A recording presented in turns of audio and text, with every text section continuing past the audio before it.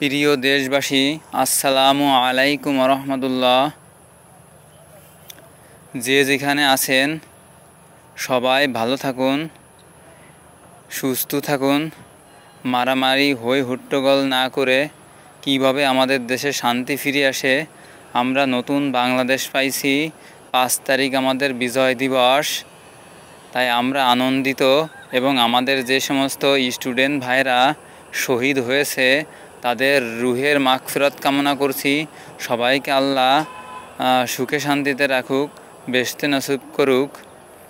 কারণ ওদের ওসিলায় আজ আমরা দেশ স্বাধীন পাইছি। আমরা একটা স্বাধীন ভূখণ্ড পাইছি। পরাধীন ছিল। 1971 সালে দেশ স্বাধীন হইলেও পুরোপুরি স্বাধীন হয় নাই। হায়না চক্রদের হাতে রয়ে গেছিল। দখলদার ইহুদিবাদী আমলিক ওদের হাতে চলে গেছিল। আসলে আমলিকের প্রতিষ্ঠাতা ছিল আব্দুল হামিদ খান ভাসানী। ওনার থেকে কী করে আটার বস্তা চালির বস্তা দিয়ে লোভ লালসায় কীভাবে মাথায় লোকটারে ভুলিয়ে সেই দলবাসী হয়ে যায় মজিবার আমলিগের নেতা হয়ে যায়, নাম রাখে বঙ্গবন্ধু। আসলে ওনার চরিত্র দিক বিশ্লেষণ করলে আপনারা সবাই ঘৃণা করবেন। তো উনি ততটা ভালো ছিল না। উনি মানুষকে যে বলে বেড়াতো যে বড় বাহাদুর জমিদারের ছেলে, আসলে তা না। গোপালগঞ্জে ওনার বাড়ি। ওনার যদি এতই জমিদারি থাকতো তাহলে ওনার ভাই আবু নাসেরের ছেলেরা বাগেরহাটে যে গর্জে থাকে কা, গোপালগঞ্জে ঘরবাড়ি উঠে থাকতি বাপদাদার জমিতে। এখন যাই হোক, আমি বিশেষ করে দুঃখিত যে আমাদের শহীদ ভাই বোন, আমাদের স্টুডেন্ট ভাই বোনরে যারা শহীদ করেছে, যে সমস্ত হায়না পুলিশরা, ওদের সবার বিচার চাইতেছি। আর সবাই দেখুন, একটু খেয়াল করেন, পাক হানাদাররা যেভাবে পালাই গেছিল বিমানে, ঠিক যেভাবে ওরা পালাই গেছিল, ঠিক এই হায়নারাও সেইভাবে পালাইছে। ফ্যাসিস্ট হাসিনা কিভাবে পালাই গেল? প্রথম তার বড় বড় এমপি মন্ত্রীদেরকে বলল, আমি তো পালাই যাব। 2 দিন আগে সবাইরে, 2-3 দিন 5 দিন আগে সবাইরে বিদেশে পাঠাই দিল। টাকা পয়সা নিয়ে টিয়ে সব কিছু করে তারা সেফটি হইল। এরপরে উনি পালানোর সময় কি করলো, সমস্ত পুলিশদেরকে বলল, আপনারা গুলি করতে থাকুন। আর আমলিকের পেটালা লীগ, পাতি লীগ, এদেরকে বলল, আপনারা মাঠে নামেন, ছাত্রদেরকে ঠেকান। এই সব বলে টলে উনি হুট করে কেউরে না জানায় পালাই গেল। অথচ এই যে পেটালা লীগ, আমলিগগুলো এখন কি মার খাইয়ে মরতেছে। অথচ পাবলিক এতটা হায় না, ছাত্ররা ভালো আছে, যার কারণে মায়ের মোর দেওয়া হয় নাই কোনো আমলিগেরে। আমলিগরা এখন খুবই ভালো আছে রাষ্ট্রে, আশা করি ভালো থাকবে। কিন্তু একটাই কথা, যে আমলিগরা ভালো থাকবে কি করে?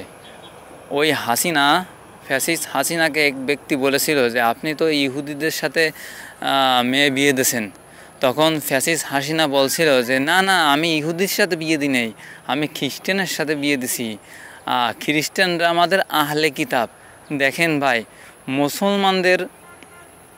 মুসলমানদের আহলে কিতাব বলতে বোঝায় যারা মুসলিম, তারা কিছু মানুষ কিতাব ভাবে বলে, আসমানি কিতাবরে আহলে কিতাব বলে, বা কোরআনরে বোঝায়।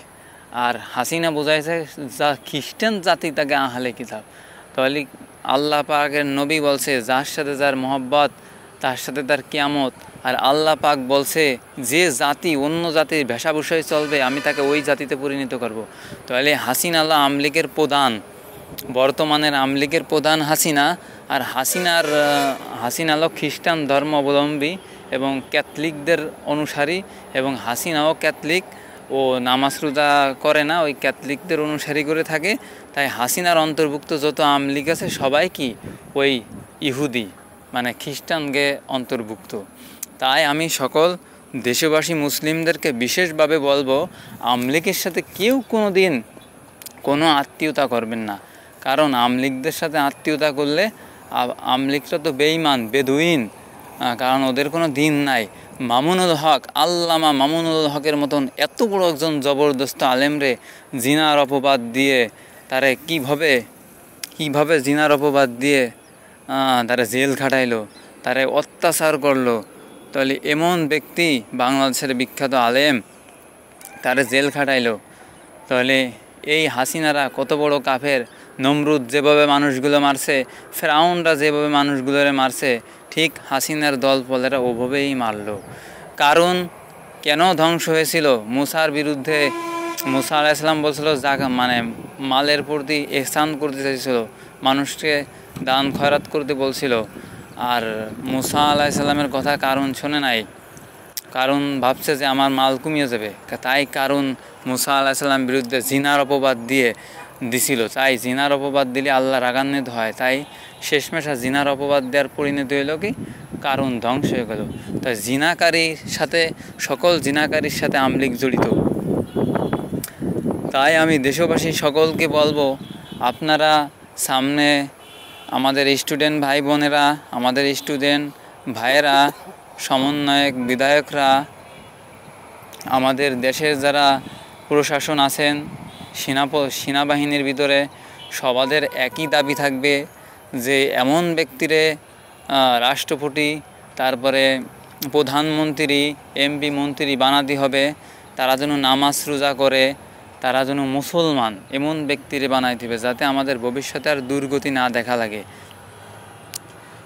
আর প্রশাসনের ভিতরে, পুলিশটা সব নাপাক হয়ে গেছে, পুলিশটা সব ওই হাসিনার পুলিশ, ইহুদি পুলিশ। তাই পুলিশ যা আছে সবগুলোরে ছাঁটাই ফাটাই করে ওগুলোরে কিছুদিন রাখে পরবর্তীতে যত পুলিশ নিয়োগ দেওয়া হবে, এই পুলিশগুলো সব কওমি মীমাংসা ভিত্তিক পড়িয়া যদি পুলিশ নেওয়া হয়, তাই ঘুষ হারামিপানা থাকবে না। আমরা যতই ইসলামরে ভয় করি, আমরা কিন্তু একদিন মরে যাব। মরে যাওয়ার পরে আমাদের কিন্তু কিছুই থাকবে না। আমল, যারা নেক আমল করবে ওইটাই থেকে যাবে। তাহলে আলেম দেখেন, আপনারা আফগানিস্তান শাসন করতেছে আলেমরা, কীভাবে তারা আফগানিস্তানরা উন্নত ডেভেলপমেন্ট করছে। তাহলে বাংলাদেশের মামুনুল হকের মতন কিছু কিছু আলেম আছে, এদেরকে কিছু কিছু জায়গায় দিয়ে দিলেই, তারপরে সুপ্রিম কোর্ট, হাইকোর্ট, এই সব জায়গা, যেখানে বিচার বিভাগ, আইন বিভাগ, এই সমস্ত জায়গা আলেমুল আমাদেরকে যদি ঢুকোই দেওয়া হয়, বিচারটা খুব ভালো হবে। আর মূর্খ মানুষ দিলে কাজ হবে না। আর বাংলাদেশের হাসিনা ভিত্তিক লেখাপড়া যা আছে, মজিবার ভিত্তিক, সব উঠোই দিতে হবে। দেশবাসীর কাছে আমার বিশেষ আহ্বান, দেশবাসীর কাছে বিশেষ অনুরোধ, আমি দেশবাসী যত মানুষ আছে সবার কাছে আমি বিশেষভাবে বলতেছি, আবু বকর ওমরের যত জীবনী কাহিনী, হজরত মুহাম্মদ সাল্লাল্লাহু আলাইহি সাল্লামের জীবনী কাহিনী স্কুল কলেজের ভিতরে ঢুকোই দেওয়া হোক। যে জায়গায় মজিবারের কাহিনী আছে, হাসিনা মজিবারের যে কাহিনীগুলো সব বাদ দিয়ে আবু বকর ওমরের জীবন কাহিনীগুলো স্কুল কলেজে ঢুকোই দেওয়া হোক। জাতীয় সঙ্গীতের জায়গায় সূরা ফাতিহা মানে আলহামদু শরীফ উচ্চারণ করা হোক, যাতে দেশের মানুষ কোরআন ভিত্তিক লেখাপড়া যদি স্কুল কলেজে হয়, আমাদের প্রতিটা নাগরিক সুনাগরিক হবে। কোরআন শরীফই একটা বিজ্ঞানের কিতাব, এমন কিছু নাই যে কোরআনে নাই, সব কিছুই আছে। তাই ওই হাসিনা ভিত্তিক লেখাপড়া বাদ দিতে হবে। আর দেশে যত মূর্তি আছে মূর্তিগুলো সরাতে হবে। আমলিগ নাম নেওয়া যাবে না। আর আমলিগের যত লোকজন আছে এদের সাথে আত্মীয়তা করা যাবে না। আমলিগ থেকে সবাই দূরে থাকতে হবে। আমলিগরা কাফের, আমলিগরা ইহুদি, দখলদার ইহুদিবাদী আমলিগ। দেখেন ইসরায়েলে যেভাবে দখল করে রাখছিল ইহুদিরা মুসলমানদের প্রতি অত্যাচার করে, ঠিক সেইভাবেই হাসিনা সরকার দখলদার ইহুদিবাদী আমলিগ ওইভাবেই দখল করে করে এনেছে। তাই আমার মুসলমান ভাইয়েরা সবাই এগিয়ে আসি, আমার মুসলিম প্রশাসন, সেনাবাহিনীরা সবাই ইসলামের দিকে ধাবিত হই। আমার স্টুডেন্ট ভাইরা ম্যাক্সিমামই সব মুসলিম, আমরা মুসলমান ধর্ম গ্রহণ করি, আমরা খাঁটি ইমানদার হই, মুসলিম হই। ওই কাফের ফিরাউন, নাস্তিক ফিরাউন, ফ্যাসিস্ট ফিরাউনের থেকে আমরা দূরে থাকি। কারণ ফিরাউন, আমলিক সব একই গ্রুপ। কারণ ফিরাউন, আমলিক, যেমন অমা আমলিকু মা কারুনা ফিরআউনা ও হামানা খালিদিনা ফিহা জাহান্নামা। এই জায়গায় জায়গায় নাম নেছি, আমলিক, কারুন, ফিরাউন, হামান, আব্দুল্লাহ বিন উবাই, সমস্ত দোজখী। তাই আমরা থেকে বিরত থাকব। আল্লাহ পাক সবাইকে আমাদের সবাইকে তৌফিক দান করুক। আমরা সঠিক মুসলিম হিসেবে, আমরা খাঁটি মুসলিম হিসেবে, মুসলমান ওই ব্যক্তিকে বলা হয় যার হাত মুখ জবানের দ্বারা কষ্ট পায় না, তাকেই মুসলিম বলা হয়।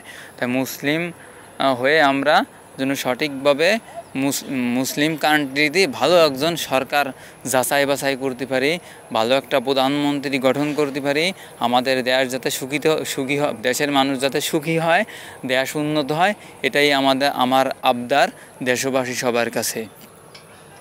আখিরি দাওয়ানা আলহামদুলিল্লাহ।